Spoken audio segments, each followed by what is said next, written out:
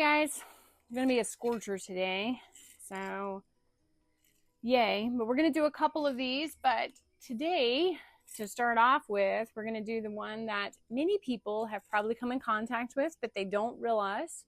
So if you've ever walked through a field and come home with little teeny tiny burrs stuck to your socks or your jeans, well, they're decent sized burrs, had to dig them out of your animal's fur, well, that's burdock.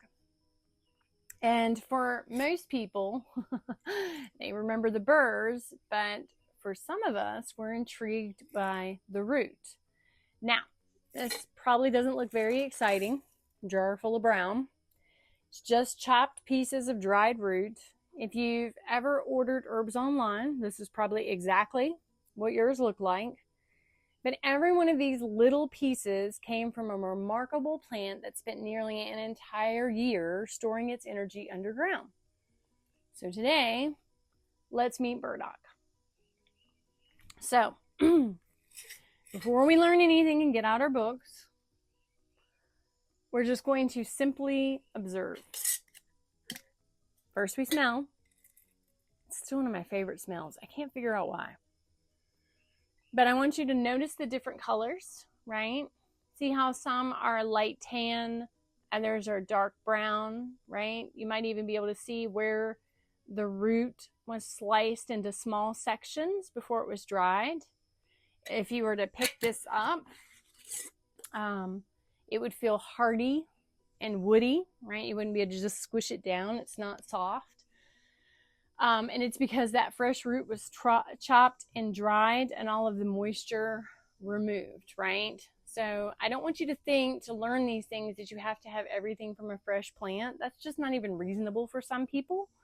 We learn what we can get our hands on, right? It's kind of like with herbs. We take what is easy. If it's bitter, we usually do it in a tincture. If it tastes nice, we'll do it in a tea, right? We use what we can. So what was this originally? Well, this chopped root was a pretty decent sized plant, right? But burdock is a biennial, meaning it completes its life cycle over 2 years, which you've heard that term before, right? During the first year, it grows a large rosette of heart-shaped flowers close to the ground.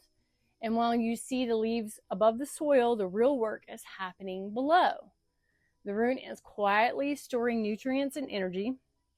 And during the second year, the plant sends up a tall flower stalk with a purple thistle-like flower that later becomes those familiar burrs we just talked about, right?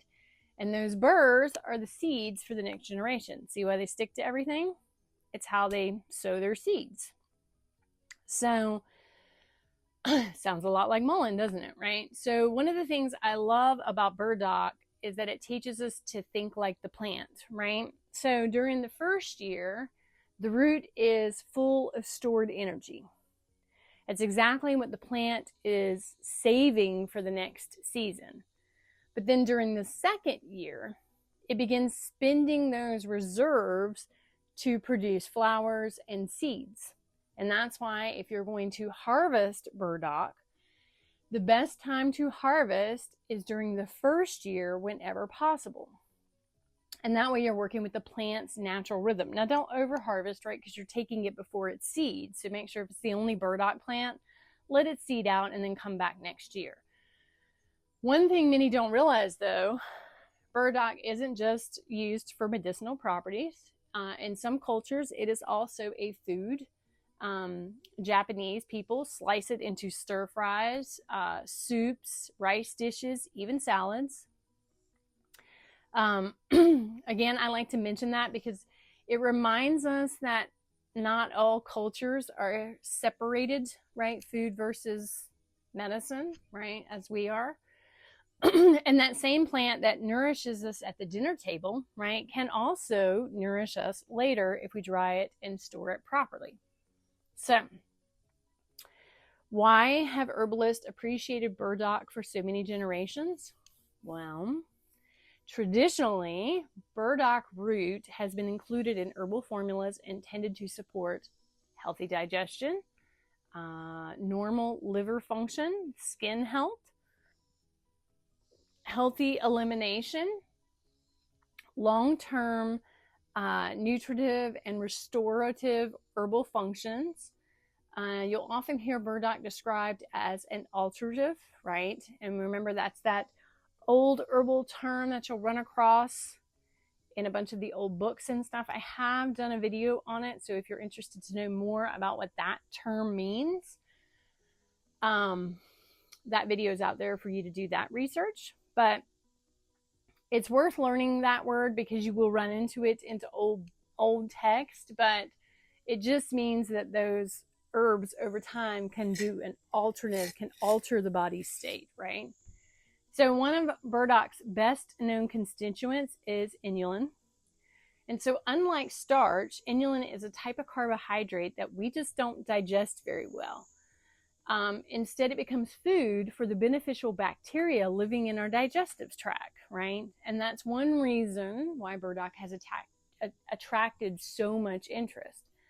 It also has a couple other constituents, like there's a bitter constituents, mucilage, mineral compounds, polysaccharides, like that type of stuff are in there. But the goal, again, is never to memorize all this. That's ridiculous to even expect.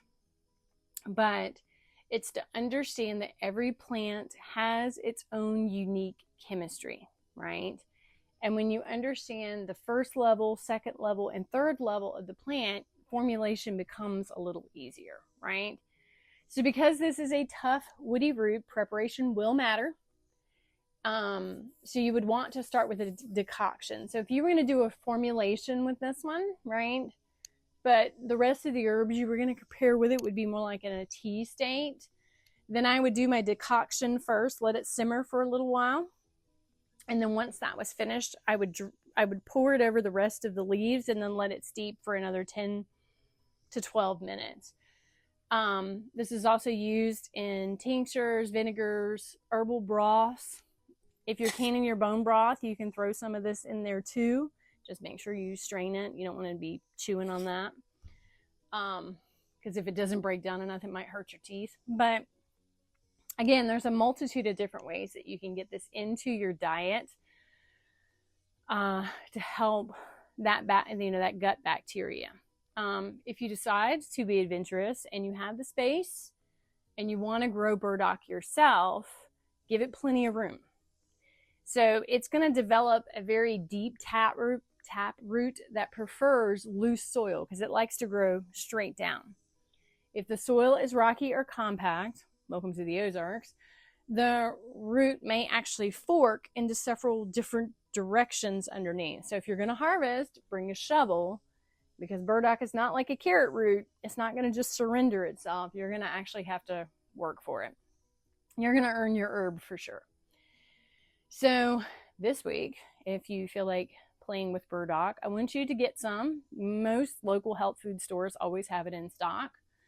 I want you to smell it. I want you to feel the texture of burdock. Then prepare a simple decoction, right? As it simmers, I want you to notice the aromas that come off. It's very earthy to me. And then I want you to think about the journey that herb probably took to end up in your teacup, right? So how long it sat there for a year storing energy that you could get the benefits from. I think that's kind of remarkable. So today we met burdock. That plant teaches patience, right? While many plants like to show off with their bright flowers, burdock spends most of its first year doing something we never see, right? Building strength underground. And maybe that's one of the greatest lessons that this plant has to offer, right? Not all growth is visible, as we even know from our own personal lives. Not all growth is visible. Sometimes you have to work a really long time before anybody ever sees the results of your effort. And burdock is that same way too, right? It's usually growing for a year before you ever get any of the benefits from it. So I think that's kind of interesting too. So I'm going to start the next one because, like I said, I have to pop a couple of these out today. We'll see how my detox goes if I end up in the house where the fans are before this is over with. But until next time, guys, I want you to stay rooted, stay curious, and as always, keep growing in grace.